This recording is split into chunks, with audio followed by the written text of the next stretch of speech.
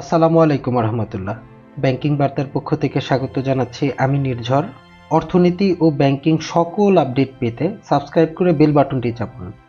চলুন এবার দেখে নেওয়া যাক আজকের আপডেট। দুর্বল ব্যাংকের গ্রাহকদের জন্য সুখবর, ব্যাংকে ফিরতে শুরু করেছে টাকা। কেন্দ্রীয় ব্যাংকের নানা উদ্যোগে দেশের ব্যাংকিং খাতের প্রতি আস্থা ফিরে পাচ্ছেন গ্রাহকেরা। এর ফলে মানুষের হাতের টাকা ব্যাংকে ফিরতে শুরু করেছে। সদ্য সমাপ্ত বছরের জুলাই থেকে নভেম্বরে 12,980 কোটি টাকা ব্যাংকে ফিরেছে, এমন তথ্যই উঠে এসেছে বাংলাদেশ ব্যাংকের একটি প্রতিবেদনে।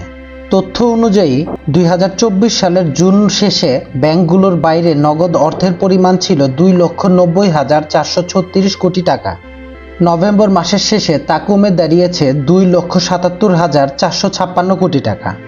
অর্থাৎ এই 5 মাসে ব্যাংকের বাইরে নগদ টাকা কমেছে 12,980 কোটি টাকা। ব্যাংক কর্মকর্তারা বলছেন, বিগত আওয়ামী লীগ সরকারের আমলে কয়েকটি ব্যাংকে ব্যাপক লুটপাট হয়েছে।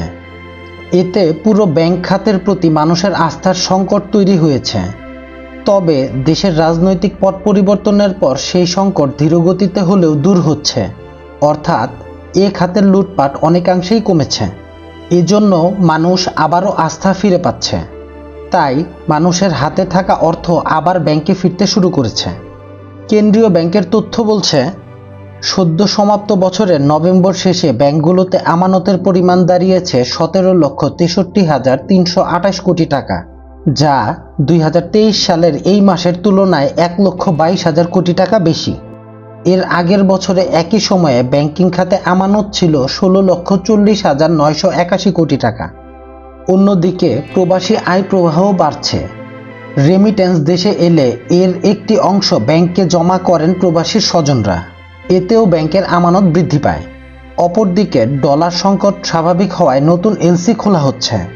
এলসি খুলতে প্রয়োজনীয় ডলার কিনতে ব্যবসায়ীরা যে নগদ অর্থ জমা করেন, সেটিও এতদিন হাতে থাকা টাকা হিসেবে গণ্য ছিল। সব মিলিয়ে নানা উপায়ে হাতের টাকা ব্যাংকে যাচ্ছে। এতে দিন দিন অর্থনৈতিক গতিশীলতা বৃদ্ধি পাচ্ছে। সবাইকে অসংখ্য ধন্যবাদ ভিডিওটি দেখার জন্য। ব্যাংকিং সকল আপডেট পেতে লাইক, শেয়ার এবং সাবস্ক্রাইব করে পাশে থাকুন। দেখা হবে পরবর্তী কোনো ভিডিওতে। সে পর্যন্ত সুস্থ থাকুন, ভালো থাকুন। আসসালামু আলাইকুম রহমতুল্লাহ।